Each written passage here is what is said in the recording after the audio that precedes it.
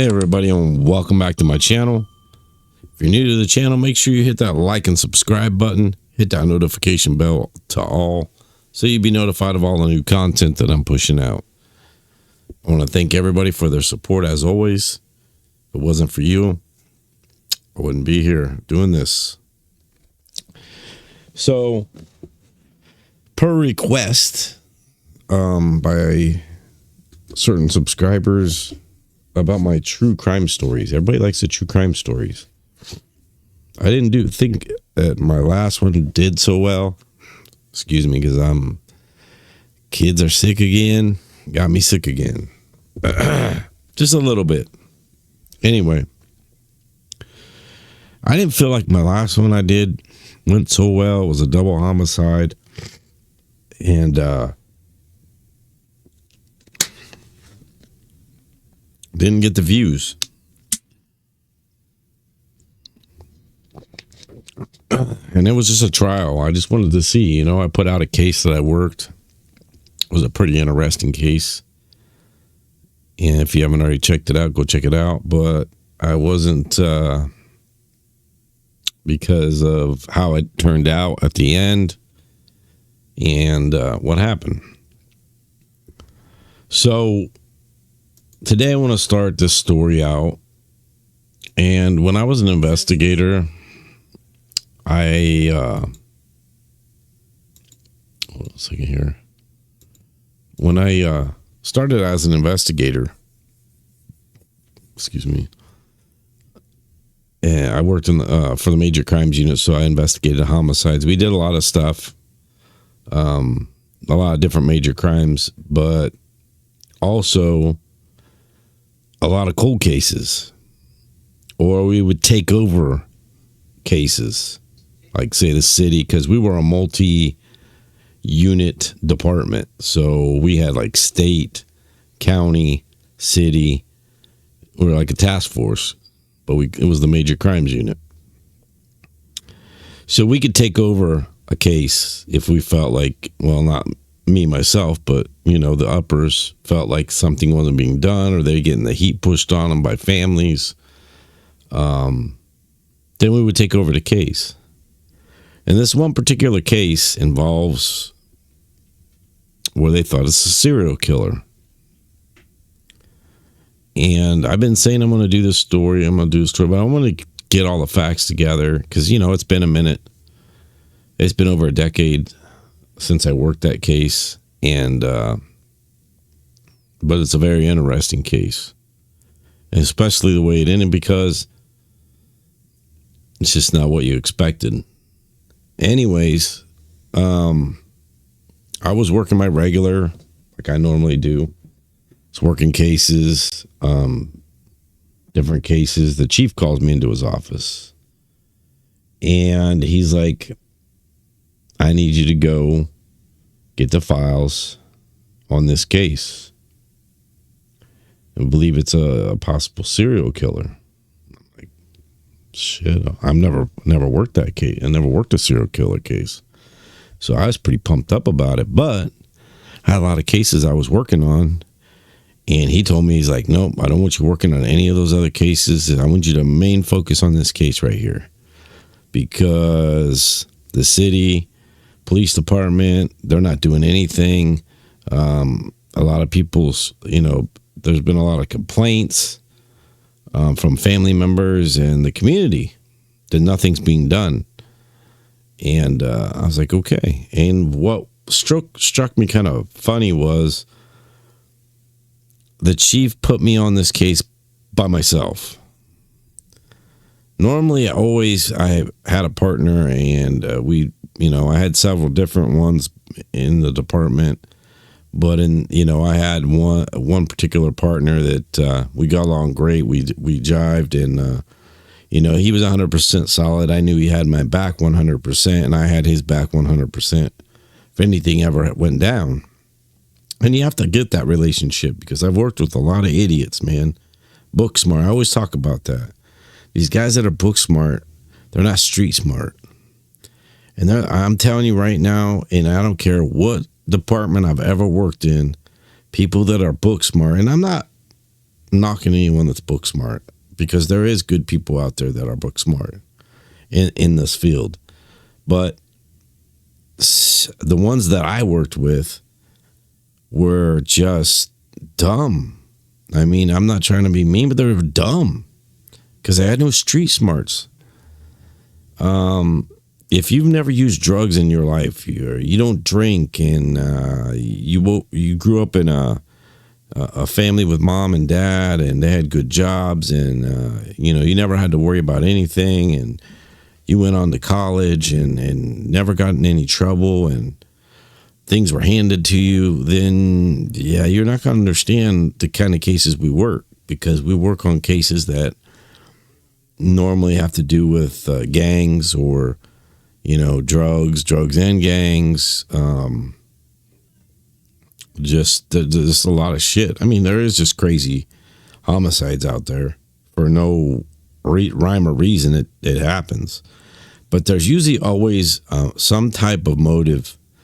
In my opinion, my perspective, that there's always a motive behind a homicide, no matter what kind of case it is. There's always, there is times where things happened where they didn't mean it to go that far, and it went too far, where somebody's life was taken. But the majority of the times there was some type of motive behind it of why they did it. So in this case, so let's get back to that. So the chief, he calls me in his office. I go in there. I'm busy, I've shown the videos before, not videos, pictures, like of me, where I'm, just sitting in my office, and let me see if I can pull it up here. Yeah, there we go. I don't have a whole lot of pictures, you know what I mean? I think my partner snapped that picture right there, because I was doing a little briefing on what was going on with a certain case. And that's me sitting there in the white dress shirt, tie, and a tan khaki slacks, sunglasses on my head.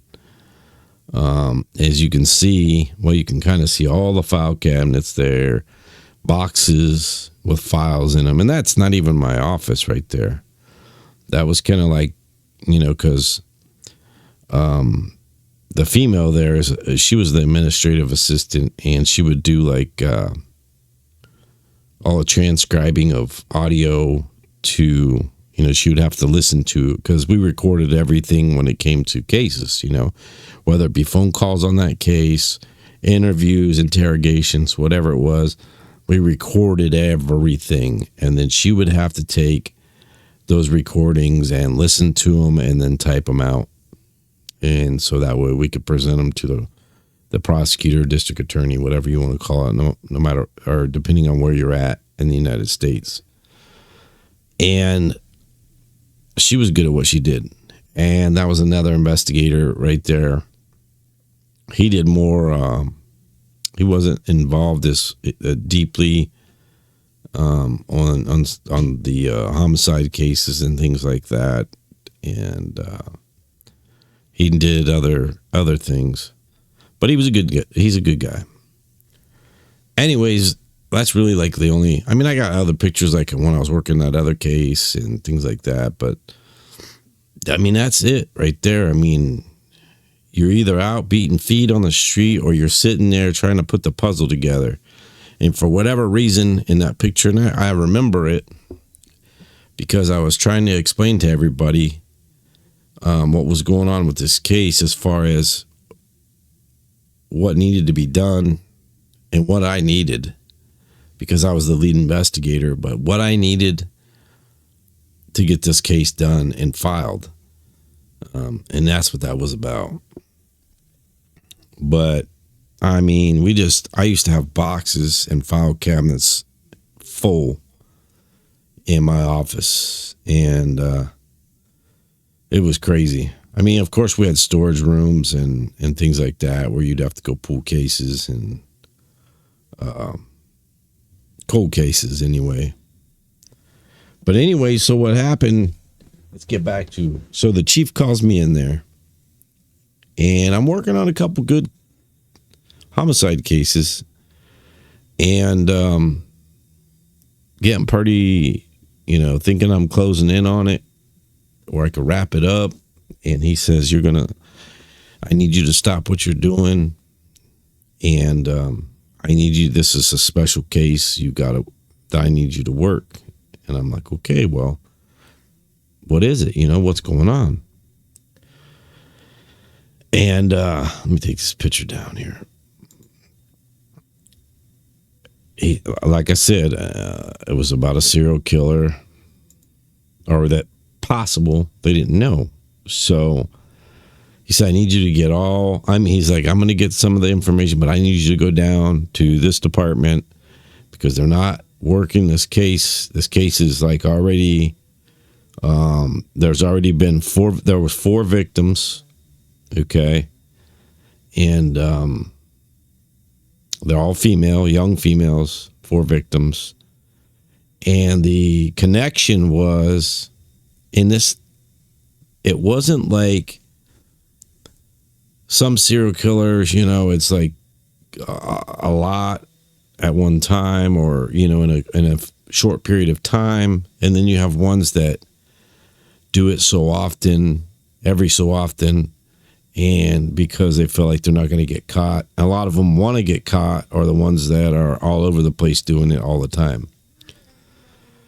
In this case, it was 1 female, and then 3 years passed, it was 3 years passed, and then there was another one, and then a year later another one, and then a year later another one. Now, the connection here of what was going on is that each one of these girls, same city, they were all found under a bridge, except for one, who was found in a ravine, down a ravine. They were found under a bridge. And the same bridge, killed the same way.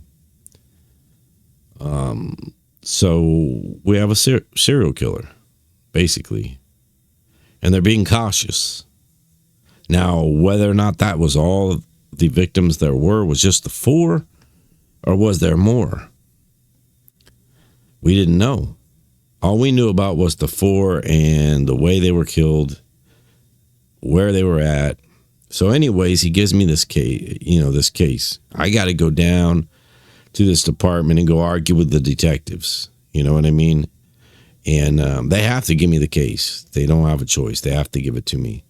But a lot of them don't like that. They get upset. They get butthurt because they're not doing shit about it on the case, but they don't want you to take it and then basically show them up and get somewhere on that case and solve it. And that's your job as a detective. And granted, not every case you're going to solve. A lot of cases go unsolved, and they go into the cold case files, and later on somebody will pull that out and start working on it again if they get a new lead or new technology. It just depends. But I'll tell you my next true crime story, I'll tell you, it's going to be like that, where I had to go, me and my partner, but this time it was just me, and go argue with them when they weren't doing shit. And it's actually sickening, and it just goes to show you about the level of dereliction of duty, I want to say, because they just don't care.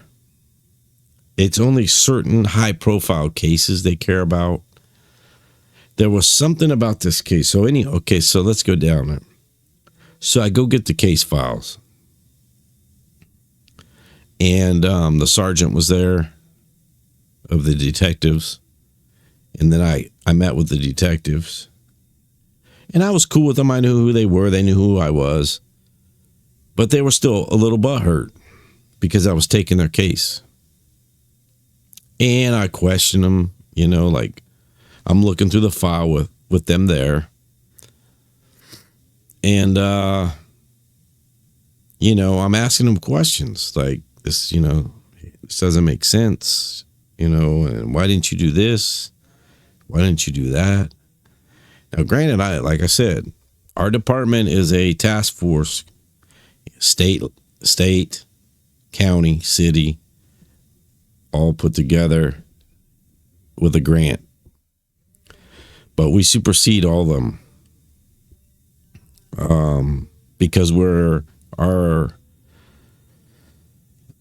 task force or our unit is funded by the state. And then there were some grants from the federal government. So we had the right to oversee if things weren't going right. So, like I said, I am going through this with them. I'm asking them questions, and they're getting pissed off at me. Or they're getting, cocky. And it's just like, another detective is just like you and Joe Schmo. You know what I mean? If you say somebody or a coworker you go to work with, and then you tell them how to do their job, or they're not doing their job right, or something, or that you have to take over their job because you were told to do so, they're going to get butthurt, and they're going to blame you. It is what it is. You know what I mean? One of the worst things about that job is talking to the families. That's the hardest thing in the world. Because I have family. Most people, not everybody, but I have a family. I've got kids. I'm not married anymore. I'm divorced now, but I was married 2 times, and I got kids. I got a family. And so, you know what I mean? It really hits home. And,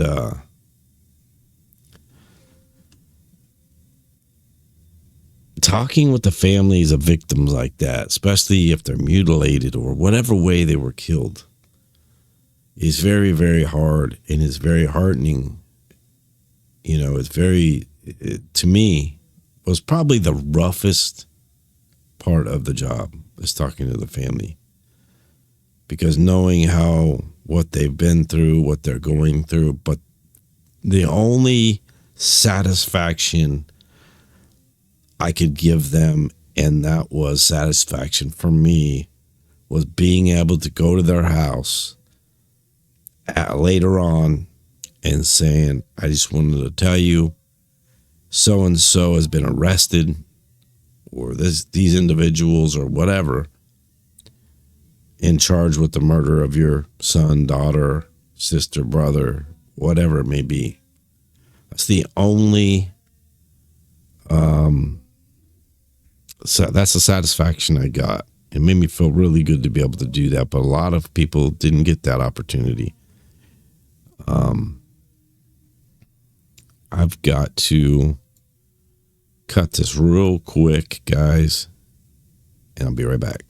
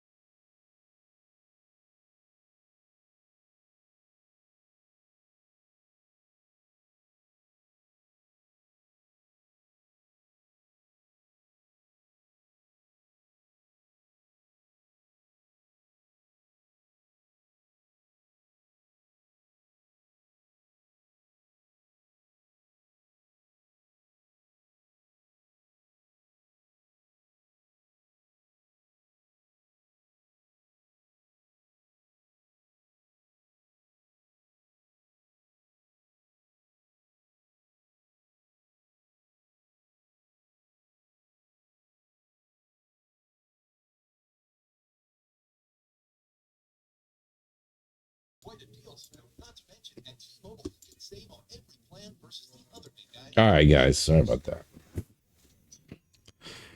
So as I was saying, the satisfaction of being able to go back to the family and say, hey, look, we figured it out. We found out. And these people, this individual or these individuals, I know it's not going to bring back your son, daughter, brother, sister, mom, dad, whoever it was. But it gives them some type of closure. And that's it. It's the not knowing that. And everybody knows that.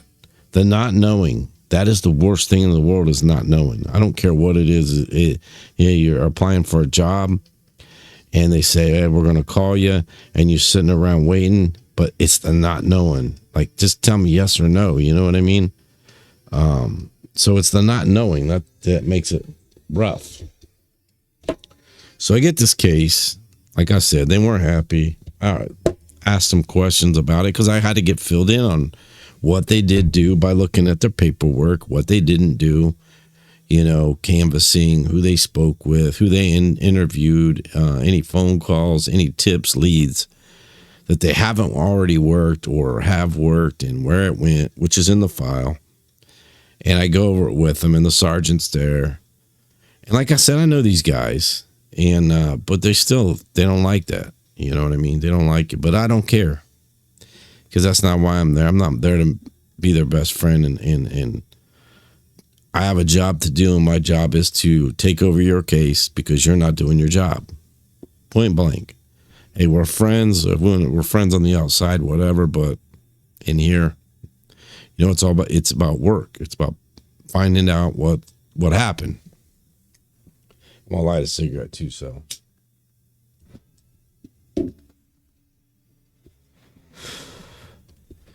So I get back to the office, and of course I got to give the file to the chief. He's already got a file, but I have to give him the rest of the information that I got, the jacket on that, everything that and what I talked to them about, where they're at. So we have to brainstorm together of what I'm going to do, and why I'm going to do this by myself. Which every case, like I said, there's always been me and my partner, or me and somebody else, another investigator, working this case. Why he put me on this case by myself blew me away, especially when I had never worked a case like this before. I was baffled. I could never figure out, why did he put me on this case?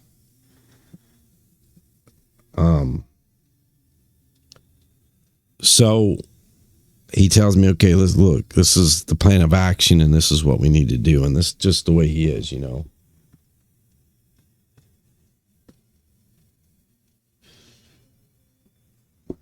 Sorry about that, guys.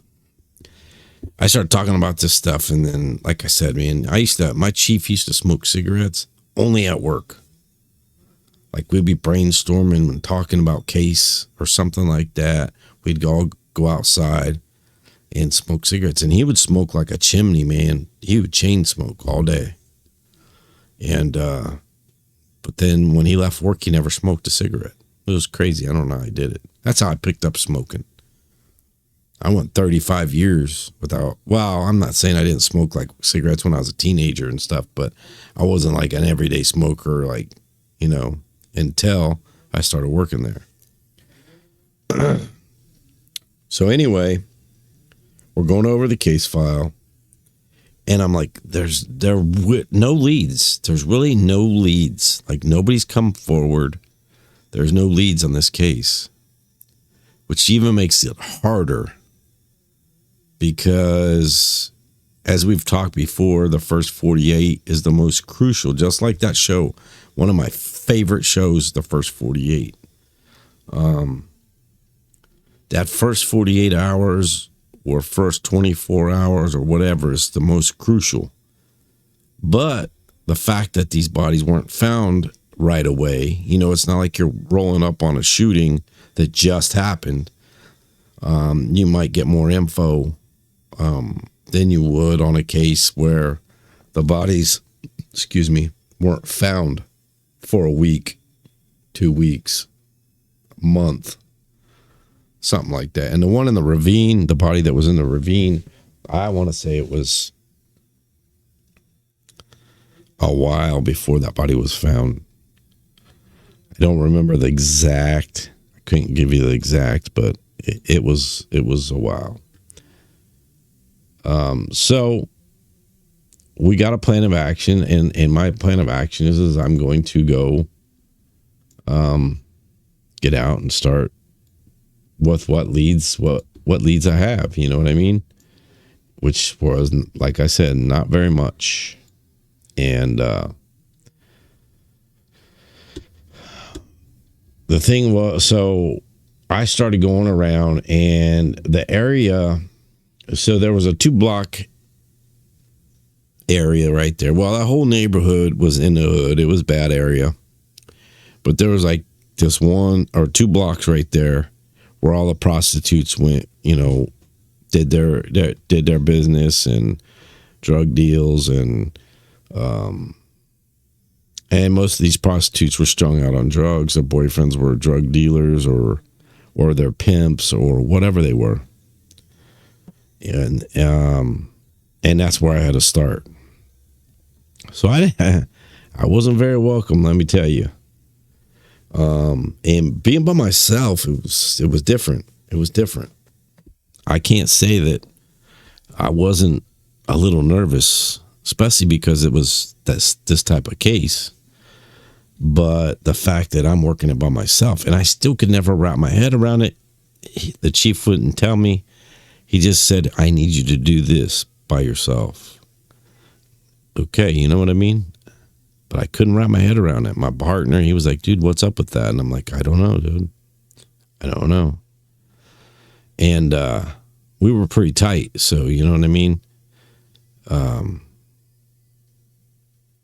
Anyways, so I'm going to start out right off the rip with one of the victims. Boyfriend was a pimp, drug dealer. And so I'm going to start with him because no one had ever spoke to him. Okay? No one ever spoke to him. None of the detectives ever, his name was mentioned, but they never found him, or apparently they didn't look very hard. So I go down there during the daytime. I wasn't there at nighttime when all the actions, you know how it is in those areas like that. During the day, they're not very active. They're active at night. But there's a bar that sits right there. And you got old cats in there that's been there in that neighborhood, you know, their whole life, and they're drinking during the day. And you got other stuff going on. So I go to this bar, and it was Lucky's Bar. It's called Lucky's Bar, I remember. And I'm like, so I walk in there. It's during the afternoon. And there's probably I don't know, maybe 8 people in there drinking. You know, your regulars. They're there the time they open, and then they stumble home later on in the evening or whatever and pass out. Usually, like I said, older cats, not younger people, because that was at night.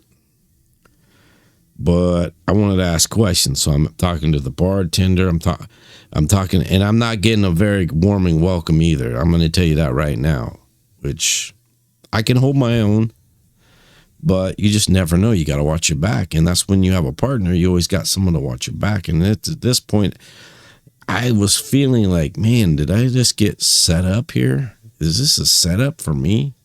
You know what I mean? Or is it because something's going on and I don't know. It's because I'm good at what I do, but I've never worked this type of case. I was confused. But in this bar, I was not very welcome. And, you know, got attitude from everybody I tried to talk to in there. And of course, if they're drunk, you know, whatever, people are going to say things. And the bartenders, you know, I'm going around and I'm showing a picture of the boyfriend. And I'm like, you seen him, you know, such and such. And no. no, no, no. Everybody's nope, never seen him, which was a lie because he was from that hood, and that's where, you know what I mean? Everybody knew him. And he was a drug dealer and a pimp. So I go over to I find out where his mom's address is because I have no address on him at all. Can't find no information. As far as like the last time he was locked up, the last few times, his address was always his mom's house. He never put down any address of where he was at. So I'm driving around, and at this time it's getting to be dawn, and I'm looking for that individual. And I go to his mom's house. Like I said, very bad neighborhood. And most of the neighborhoods, me and my partner had a, rapport with a lot of people, a lot of gang members, and we had respect. We got respect because we gave respect. We didn't have to be assholes about stuff unless we had to be. So, you know what I mean? You cut people little breaks, and then they feed you a little bit of information of what's going on. You know what I mean? And that's just the way it works in that world. And so I roll up to this house, I park, and there's like 5 dudes sitting on the porch drinking 40s. And I'm white. And I'm in a pretty much all black neighborhood. And like I said, there's five individuals sitting on the porch drinking 40s. Now that I think about it, kind of reminds me of Boys in the Hood when they're all sitting there on the porch drinking their 40s, whatever. It was kind of like that in a way. But yeah, so I go up and I said, I'm looking for so-and-so. And I knew his brother, I knew who his brother was. I had a picture of him and I knew his name. I knew who he was. And they were already starting running their mouths when I walked up because I'm by myself. You know what I mean? They're going to take advantage of that situation. I had no rapport with these guys. I didn't know none of them like I did in other hoods. So, I'm like, hey, I'm looking for such and such. He's not in any trouble. I just need to talk to him. Of course, nobody's telling me shit. And his brother starts coming off the porch, and I'm standing on the steps, and his brother starts coming down the steps, and then he walks off the porch. He walks past me, and I'm like, hey, come here a minute. I want to talk to you.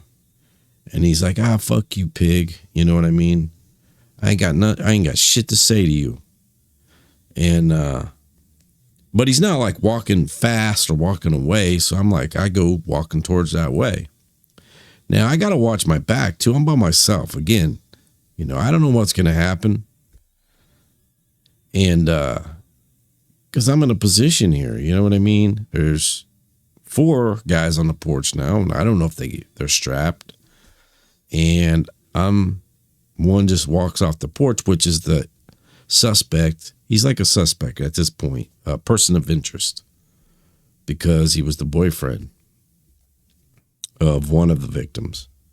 And he was a known pimp and known drug dealer. So I start following after the brother, and he's yelling like, fuck off. You know what I mean? I ain't telling you shit. I ain't got nothing to say. I don't know where my brother's at, so just fuck off, and whatever else he was saying. But as I get, he's slowing down, and as I get up closer to him, he's telling me this, and he's putting on a show for his homies on the porch, basically. Because what he did next was he told me where his brother was at, quietly. That's why he was walking slowly and knew I'd walk after him, and we were far enough away. We were in, 2 houses down by this time. and he told me where his brother was. He was, in a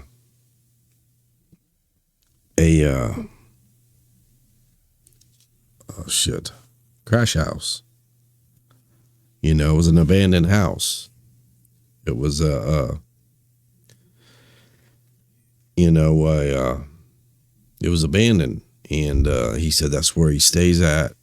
He told me the whole layout, or pretty much, But then he was like, yeah, and I just walked back away, and I walked back over to the porch, and he's like, yeah, fuck you, after he told me the information.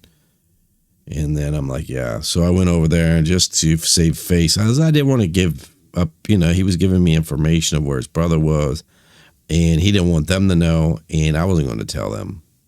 So I went over there, and I'm like, look, I don't know what the fuck his problem is, but you know what I mean? I need some information, I need you guys to, and of course, they're not telling me shit. So I'm like, okay, well, trust and believe I'm going to be watching you. I'll be around. You know what I mean? And I get in my car and I leave and I go right out and I go to the stash house or the crack house, or, it's where people where they go and they do their drugs. It's an abandoned house. They go in there and do drugs. There's maybe some mattresses in there and shit everywhere. It's disgusting, but it is what it is. So I go over there, and when of course, I never, just so you guys know, never pull right up straight in front of a house that you're going to go talk to somebody, because they know you're unmarked car right off the rip. Tinted windows. At that time, I was a Crown Vic, unmarked. They know. They're not stupid. And so I never parked right in front of the house. Just like when I went to his mom's, I didn't park right in front of the house. I pulled up down, ways. But they already know. I'm going to tell you, as soon as you hit a neighborhood, before you get anywhere, everybody already knows. So I get to the house, and front door's bolted up shut. They got padlock on it. Windows are all boarded up, but I went around to the back side and the door was not. So I go in the house, and no, at this time I don't have a search warrant or anything like that, and I didn't need one. I was just in there, it was an abandoned home. I didn't need one. It was owned by the city at this point. The city had taken it over, so I didn't need a warrant. And I go in there, and of course, there's people in there smoking crack, shooting up, and they're freaking out as soon as they see me. And I'm like, look, man, I'm not the drug police, but I looked all over the house just to get to the point. I looked all over the house. Dude wasn't there that I was looking for. But I try to talk to them. They're all freaked out. And I said, look, you're not going to jail. You're not in trouble, dude. You do whatever you do. It's your business. And of course, I'm always handing out cards. You know what I mean? Call me. If you know anything, call me. Call me. If you see him, give him my number. Call me. So when I was done there at the crack house, stash house, whatever you want to call it, flop house, whatever, I leave, and I probably got back. I think I went back to the office before I went home. And then when I got home, my cell phone rings, and it's the dude I was looking for. So the information got back to him, and he got my number. And he was scared. He's like, look, that was my girlfriend, which it was his girlfriend, but he was pimping her out and selling drugs. And he's like, I know you're looking for me, and you think that, I killed her. I didn't kill her. And I said, no, whoa, back up. I said, dude, I just want to talk to you. I said, you're not arrested. I'm not going to arrest you. I don't have a warrant for your arrest. It's nothing like that. I just need to talk to you because you were a boyfriend. And I need to find out what is going on. You know what I mean? I was like, no funny shit, no nothing. I mean, I said, you can come into the office or I can meet you somewhere and we'll talk. And of course, he didn't want to come into the office. So I ended up meeting up with him. But it wasn't till about the 5th time he finally showed up, because he didn't show up 4 times in a row when we set up meetings. That's the frustrating part about being a detective or investigator and investigating a case. And you get people that say, yeah, they'll talk to you, and they keep dodging you. Because in their mind, even though you got to make them feel comfortable, and I was talking to him on that level, like, I totally understand where you're coming from, because if I was in your position, something happened to and my girlfriend got killed, and the first person they're going to look at is me. I get it, dude. 100%, and you got to build that rapport up. And that's what I had to do, because like I said, 4 times he ditched me. He didn't show up. Like he gave me his word, yeah, I'll show up. We talked on the phone after that. Each time he didn't show up, and he gave up some bullshit excuse of reason why he couldn't show, or he didn't show. But it was because he wanted to see what I was all about. And I told him, I'm like, look, see, 4 times you didn't show up. Now, you think I couldn't have found you or sent everybody out, put a warrant? If you had a warrant, your ass would have been already picked up. I said, right? And then he got it. You know what I mean? And we just chopped it up, and I got that rapport with him. And then we finally got to meet up. And that's going to be part 1. This is 42 minutes in. I know you guys are like, what, really? Man, I got to make it interesting. And I can't sit here. And I've done it before, and anything over like a half an hour or even 20 minutes, man, I don't get it. People don't watch.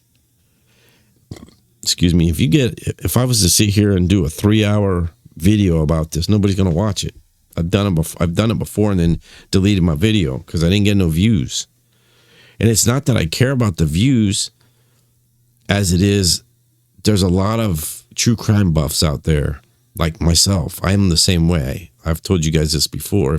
If you watch my channel, that if I get into a documentary, preferably crime related, whodunit, whatever type, I will sit there and watch that thing. If it's 4 hours long, I will stay up all night watching it.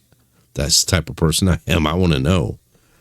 And but anyways, I'm going to leave you there. So he finally meets me after the 5th time. Because this is not going to be a short series. There's going to be at least 6 parts to this, because there's a lot to cover. You're talking 4 girls, and the ages range. I'm trying to remember. I had to look it up because I could not remember the ages, but they were, I don't even know if this will tell me.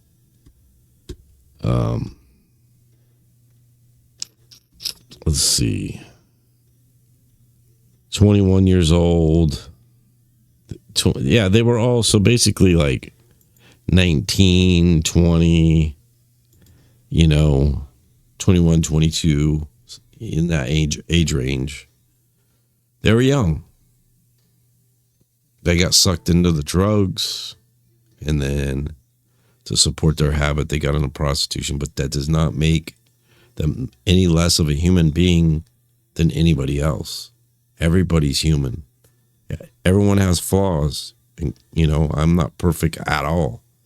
I've made many, many, many mistakes in my life, and probably will still make mistakes in my life. But everyone's human, and they don't deserve that brutality, that heinous type murder, And it's sad of any type. But when it's done like this, it's just nobody's perfect. And people make mistakes. And people have to do what they got to do, you know?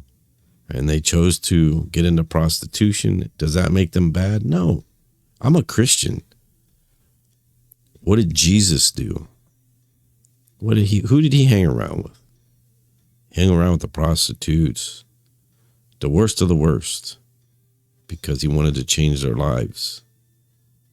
And everybody is worth that. Everybody.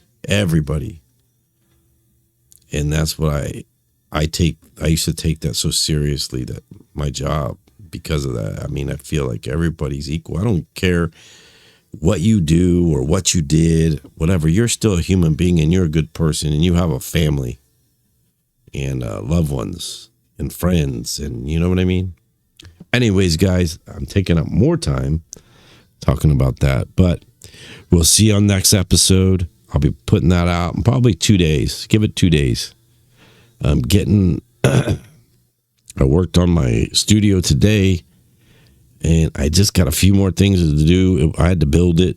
So it's one of those, build. I was going to add on to my house, but I decided to do this build kit.